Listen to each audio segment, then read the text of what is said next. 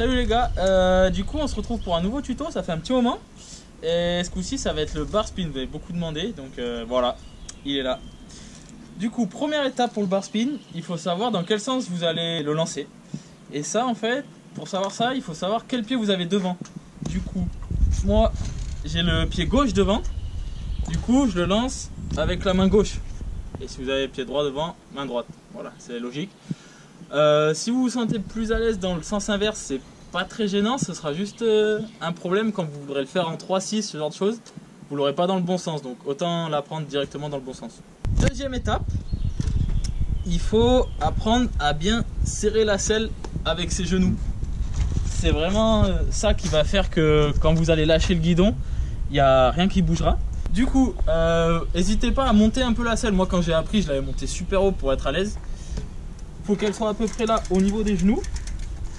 Et du coup après ouais, vous venez serrer la selle. Et un truc pas mal pour apprendre à choper le geste de choper la selle et de tourner le guidon, c'est de se mettre sur le dos. Je vais vous montrer.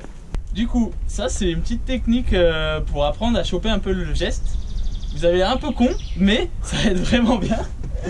Du coup l'idée c'est de se mettre sur le dos. Hop, on prend le vélo. Vous venez serrer la selle comme si vous faisiez un bar spin et après hop, vous n'avez plus qu'à tourner comme ça.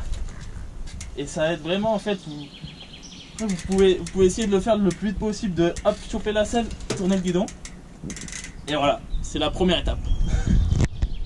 Quelque chose qui est pas mal aussi après avoir essayé sur le dos, c'est de trouver un skatepark, un bol, peu importe, et de le faire en fait ce qu'on appelle en fly-out, j'ai déjà expliqué, en sortie d'une courbe, atterrir sur le plat.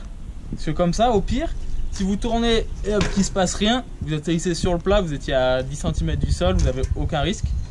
Et une fois que vous avez bien ce mouvement de faire le bar spin en sortant d'une courbe, vous pouvez essayer directement sur une bosse.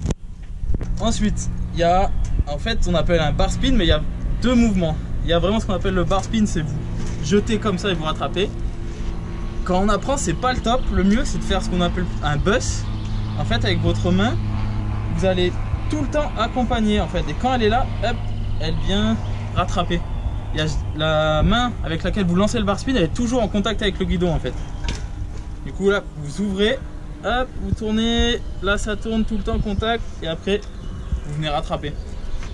Du coup, pour tout remettre à peu près dans l'ordre, déjà il faut vraiment pas se précipiter, il faut bien attendre de sortir du kick.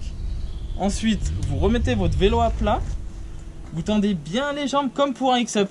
J'ai fait une vidéo sur le X-Up, vous pourrez aller la voir avant de regarder celle-ci. Bien se mettre en arrière, tendre les jambes pour pouvoir laisser passer le guidon, serrer la selle. Et après, vous enlevez la main et vous accompagnez bien le guidon.